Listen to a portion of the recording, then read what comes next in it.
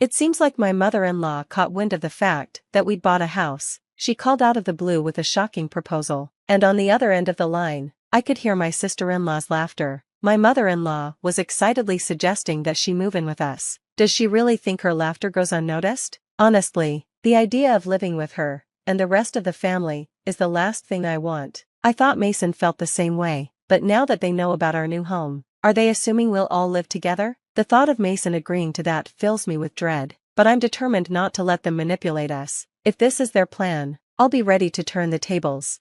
Reflecting on my past challenges, I'm not backing down. I am Nancy Deborah, 32 years old, and I work for a major financial corporation. Mason and I married 4 years ago, and we haven't started a family yet, not because we don't want to, but for specific reasons we both take seriously. We've agreed to focus on our careers first, striving for progress every day, and once we've established our professional lives, we'll begin building a stable environment for our future children. When the time is right, we'll revisit the idea of expanding our family. Recently, a major project I had been planning at work was a success, and I was officially promoted. My salary, which was already decent, got a nice boost. Mason didn't receive a promotion, but his raise was significant due to his tenure at the company. With both of our incomes rising, it finally felt like the perfect moment to turn our long-held dream of homeownership into reality. I approached Mason with the idea. I think it might be time for us to start thinking about getting our own place. What do you think? His response was immediate and enthusiastic. Is it time already? I could hear the excitement in his voice. I've been thinking about it too, but since I haven't been promoted yet, I wasn't sure how to bring it up. Don't worry about that, I reassured him. It's not like only one of us needs to be earning. I was thinking we could put the house in my name since I'm earning more now. Really? He asked, surprised. Well, if you're okay with it, then yes, let's do it in your name. I smiled. All right, let's move forward with that. We can check out some model homes on our next day off. Sounds great. Let's not miss this chance, he said, sharing my excitement. I felt so grateful to have him by my side. We were in sync, and moments like these reminded me that I had made the right choice. The following week, we kept our appointment to view model homes. We toured different designs and started imagining what our own home could look like. Over weekends, we began sketching simple floor plans and researching online. During a visit to a construction company, they recommended that we take an active role in designing the house, rather than leaving everything to them, so that it truly reflected our personalities. While we both loved the idea, we admitted that our knowledge of architecture was limited, but we were eager to learn. As we continued balancing this project with our work, we made steady progress. But then, just as we were getting into the rhythm of it, the doorbell rang. Thinking it was just a delivery, I opened the door, only to find my mother-in-law standing there. Mom, what brings you here so suddenly? I asked, already bracing myself for whatever surprise she had in store. I asked, surprised by her sudden visit. Without a word, my mother-in-law slipped off her shoes and made herself at home. Hearing her, Mason came out, equally surprised. Mom, what's up? He asked. Didn't Nancy tell you? She replied, looking slightly puzzled. I spoke to her about it over the phone a little while ago. Mason turned to me, confused. Maybe Nancy forgot to mention it? That's not true, Mom, I interjected quickly. It's not forgetfulness. I've just been incredibly busy with work. I'm handling both my job and the household responsibilities, so my mind's constantly buzzing with tasks. Oh, you're such a thoughtful person, Mason, she said warmly. Your late father would have been so proud of how you support Nancy. I nodded, not entirely comfortable with the compliment, but Mason smiled. Then, she pulled a travel brochure from her bag, spreading it out on the table and pointing to a page marked with a post-it note. Listen, Mason, she said with a content smile. I've always dreamed of seeing Niagara Falls. Would you take me there, please? Mason and I both stared at her, speechless, our mouths hanging open as she continued, not missing a beat. Come on, Mason, think of it as an act of filial piety, she urged. Mason, still flustered, finally managed to speak. Wait a minute, Mom, this is a bit sudden. You're springing a trip on us. Oh, you could come too, Nancy, she added casually. I was thinking of asking Anna, but if Mason's coming, we could make it a family trip. Anna? Mason asked, confused. What are you talking about? Nancy is here. I can't just take time off work. And it feels weird to finance a trip for you and my sister. That's not weird at all, his mother countered swiftly. Spending money on family is a wonderful thing, don't you think? She turned to me for support, clearly expecting me to agree. Though taken aback, I stood my ground. Spending your own money on family is fine, but imposing it on others is different. Her tone shifted immediately. What do you mean by that? Are you suggesting I'm trying to extort travel expenses from Mason? She asked, her voice laced with indignation. I tried to clarify without sounding too harsh. I didn't mean it like that, but it did seem like you were expecting us to cover the trip. Her expression darkened. That's terrible, Nancy. I had no such intention, she exclaimed, clearly upset. You're making me out to be the villain in front of Mason. I didn't mean to call you a villain, I quickly assured her, trying to ease the tension. I just wanted to clarify. I responded truthfully to her question. Okay, there's no need for excuses. My mother-in-law's eyes narrowed, her icy glare piercing through me. Why are you so heartless? You must not like me, do you? She accused. This wasn't the first time such a situation had unfolded. Whenever she visited, she always seemed to find a reason to ask for money, which she would then squander, often with Anna, Mason's sister. While the idea of supporting family sounds noble, in this case, it felt more like extortion. The dynamic shifted when Mason, out of kindness, gave them money, but I've never been comfortable with his mother or sister's constant demands. Mason once confided in me that after his father passed away, his mother and sister became incredibly selfish. His father, who had died when Mason was in high school, had managed their finances carefully, but without him, there was no one left to keep an eye on their spending. This included recklessly using up life insurance money. Anna worked part-time, earning a modest salary, which left their financial situation precarious. This, of course, was their frequent excuse for showing up at our door, claiming that life was tough or that they needed a break, subtly hinting that they needed money from Mason. Before I married Mason, it seemed he was constantly at the mercy of his mother's demands. There was a dependency on the care she provided after his father's death, but since marrying me, Mason had begun to see their true colors. Although they often asked for money, he had been making a conscious effort to refuse.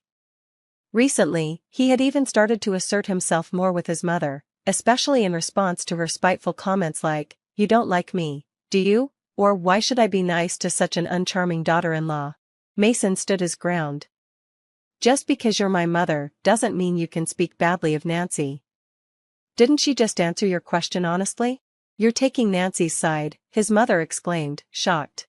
What are you talking about? I think you're in the wrong here, Mom, Mason said firmly. That's so unfair, she retorted, her voice full of indignation. Surely Nancy must have poisoned your mind against me. Poor thing, you were such a kind child before you got married. Mason, unwavering, responded, I'm not saying this because of Nancy. I'm saying it because I truly believe it. His mother, clearly taken aback by his firm stance, was not used to being contradicted. Frustrated, she bit her lower lip before muttering, fine, and storming out of the house. Nancy, I'm sorry, Mason said softly after a moment. I always make you feel uncomfortable, Mason apologized once his mother had left. No, it's okay, I reassured him. Hey, you stood up for us this time. I smiled at him, trying to ease the tension.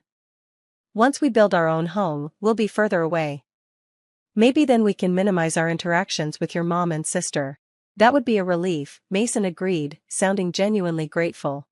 The location we were considering for our new house was significantly farther from our current apartment, but that distance would also make our commutes easier.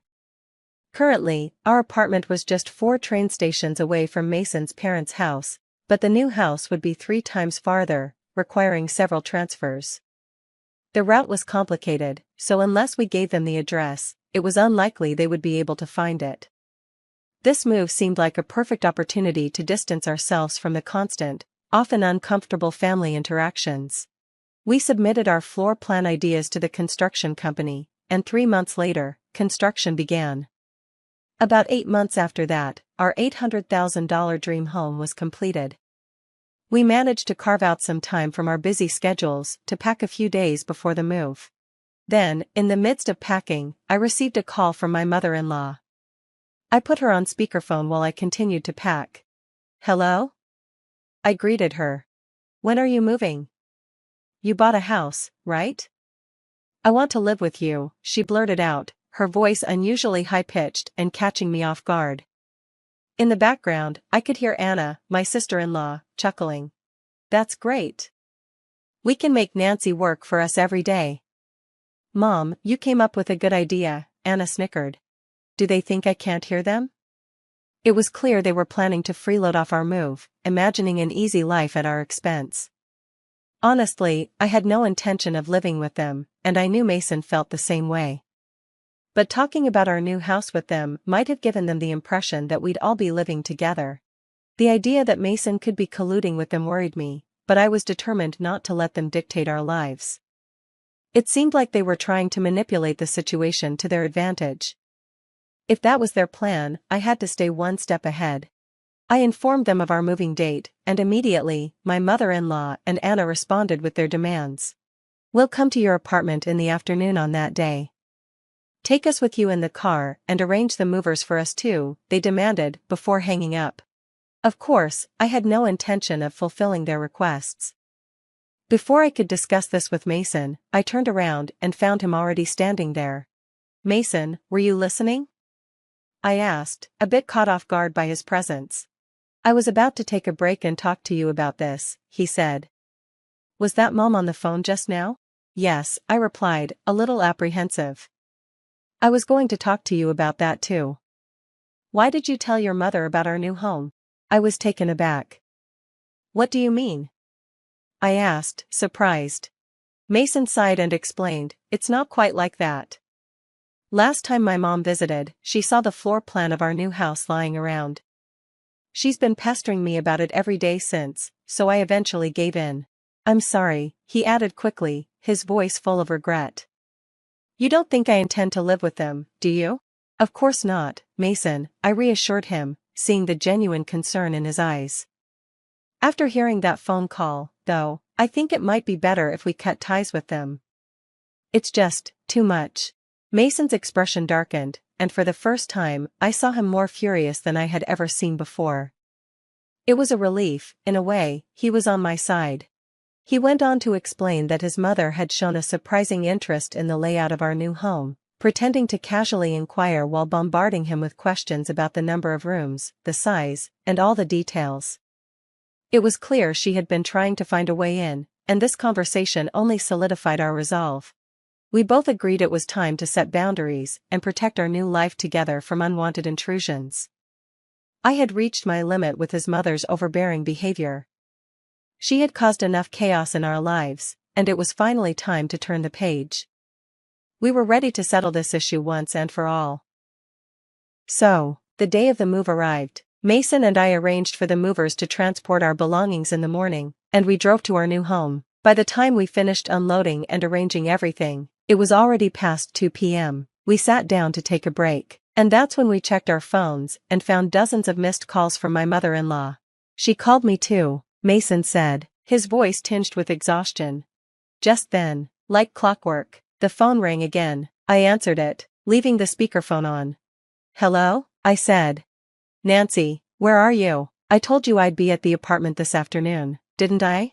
Yes, you did say that, I replied, keeping my tone calm. So, what can I do for you? What do you mean, you didn't arrange for the movers? I've been waiting at home, and not a single truck has shown up. I had to come to your apartment myself. Well, that's too bad, I said coolly. You know, I didn't arrange for any movers. What? That's not the agreement. Where is your new house? She demanded, flustered. Do you think I'd tell you? I countered firmly.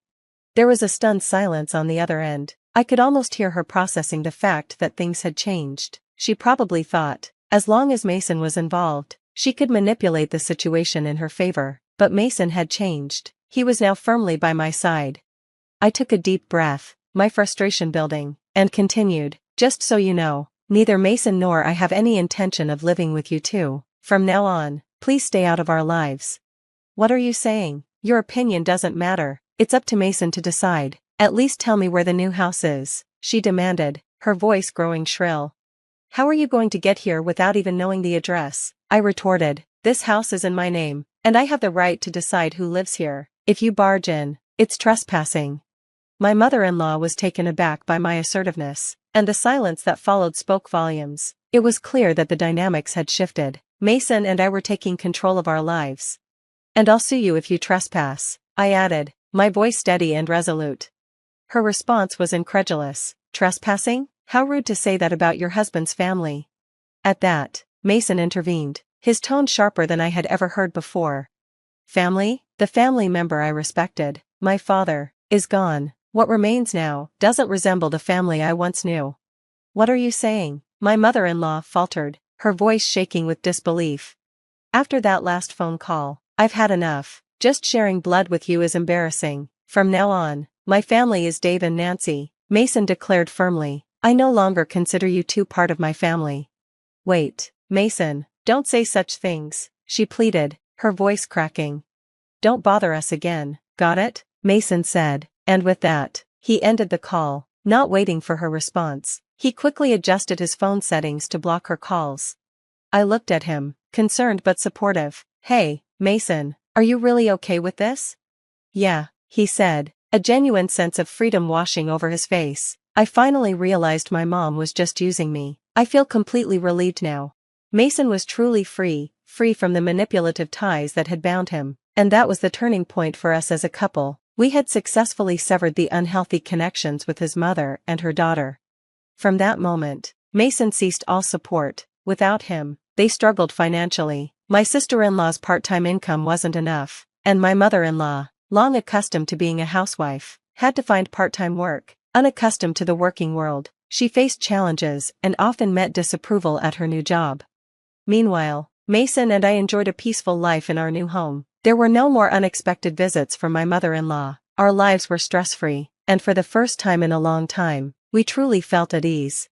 I'm endlessly grateful to Mason for believing in me and for his courage in cutting ties with his toxic relatives. Whatever challenges may come our way in the future, I know Mason and I will support each other and navigate life together as a united team.